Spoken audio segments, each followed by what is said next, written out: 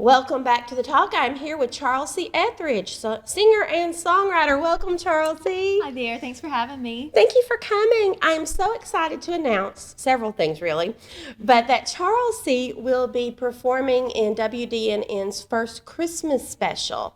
That's going to be playing several times throughout December, and she's already been recording here in the studio.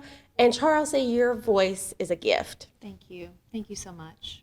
But it is something that music has always been with you, right? Since early in your life. Early. I have a picture in my music room that my brother actually had put to canvas a few years ago, and it's of me, and I'm no older than 3 or 4, and I'm in my grandfather's basement, and I have on the headphones, and there's like a sound system behind me, and I've got the mic, and I think that tells the story completely. People ask me, when did I start, singing or, being involved in music? And I literally don't have a time in my life where I don't remember it being a part of my life.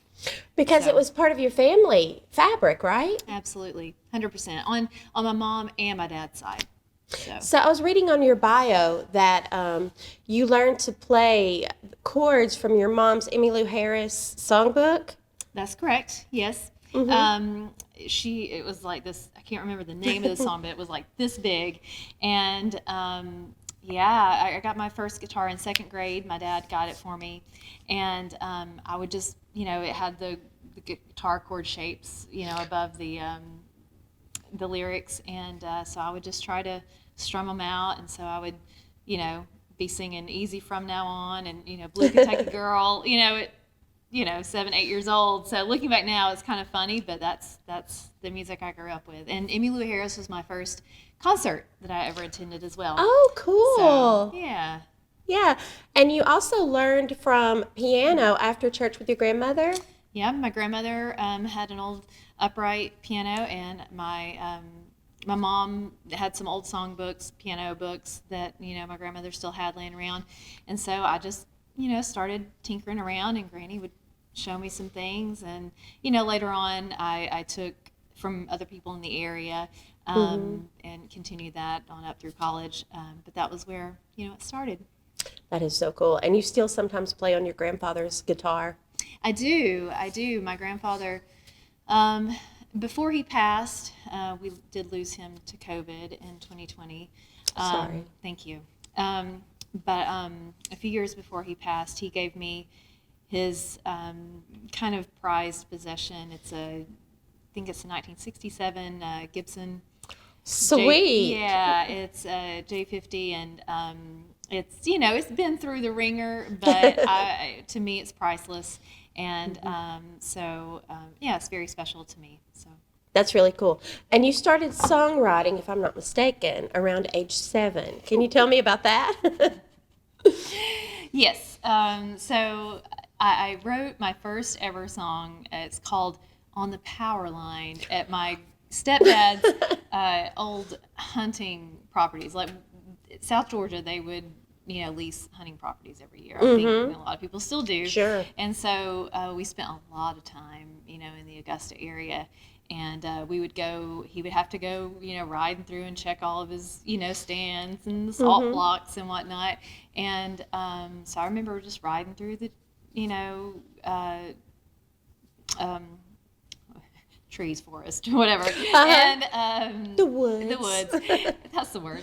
And I just came up with that song. I still remember like every lyric, and it's very, very simple, but From a child. But that's how we start, right? Yeah, that's right. Absolutely. In my family, we often spent Sundays we had to spend with our family, period, no matter what else we were doing. Right. So often we would take little road trips or, and I remember sitting in the back of my parents' car as a writer, and some of my early stuff came out there. And it's just a really good memory, isn't it? It is. It really is. Very special. So let me see. I am getting, and I know you well enough to know that family is very important to you. It is. I mean, I think being from the South, I think that's just a part of our culture. Yeah. But I'm very thankful for that because I not everyone has that.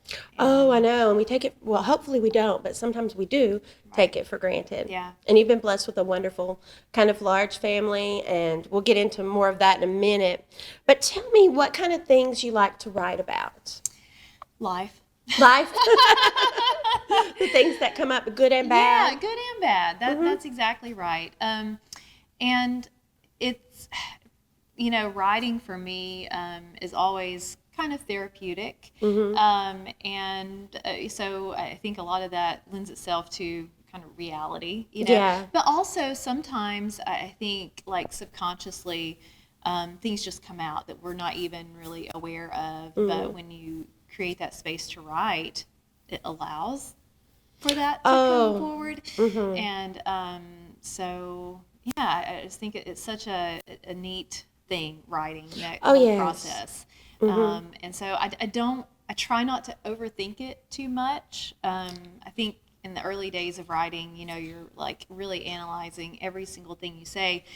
But I think the key for me is to kind of just let it flow unfiltered for a while. You can go back and edit afterwards. Oh, yeah. To get all that out. That is the key. And I don't know anything about writing music, but I can tell you as a writer, one of my earliest mistakes was editing the first part of a piece to death. And then by the time you get to the end, the whole thing's changed. So you've wasted all this block of time.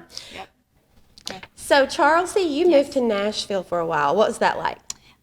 It was a great learning experience. I find I did go to college, but I always say that I really got my education in music, real life, when I moved to Nashville. Oh, how fun. As a musician, I'm sure that was the place for you to be, especially with the kind of music you like, Americana, you like roots and that sort of thing. So you learned a lot. I know you met a lot of people. You did some great collaborations.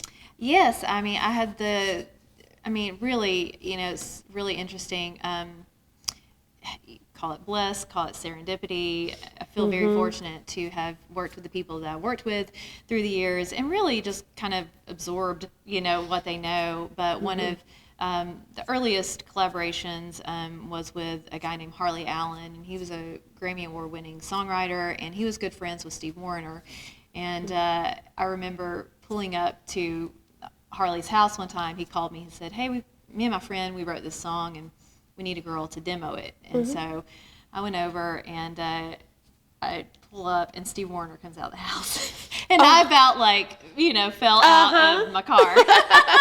And it was all I could do to keep it together and just sing the songs, and then get in the car and call my dad and be I hope you got a photo.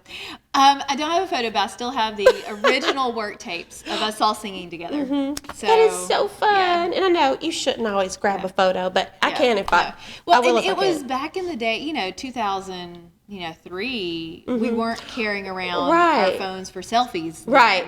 That just, the iPhones had not come out yet. So it was a different time. Yeah. For sure. Well, Charlsey, tell me about your move to Hawaii. So after 13 years in Nashville, I kind of got tired. And I felt like I needed a little change, and I went for a big change. So I sold my house in Nashville and decided to travel for a little while. I went to Europe for a few months, and then I said I always wanted to go to Hawaii. And I did, and I loved it so much that I was there for a couple weeks, and then I decided to extend my stay. So I came home, basically packed my bags, and went back for almost a year. Nice. And, so I played music 4 nights a week over there and made some really great friends. And so it's a very special place for me. My now husband took me there and proposed to me at one of my friend's properties on Hawaii. So it's really special. That is super special. And I'm so impressed with your ability to, hey, I need a change. I'm going to sell my house, which is a big move.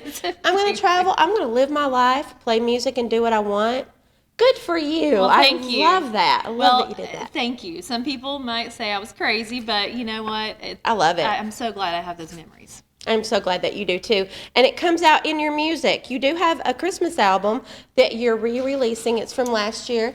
You're re-releasing it, and it will be playing on radio. And Yeah, you can find it. Pandora, iTunes, Spotify, wherever you listen to music, it's available. and it is called? Acoustic Christmas with Charlsey and Jack, and it's something I recorded with a great blues guitarist, Jack Pearson, and he's formerly of the Allman Brothers Band. So he by himself is amazing. So That it's is really cool. great to work with him. I could talk to you so much longer. We have much more to go on, but I'm getting the elbow here about we got to get into your music. Will you perform for us? Absolutely. Okay, we'll be right back.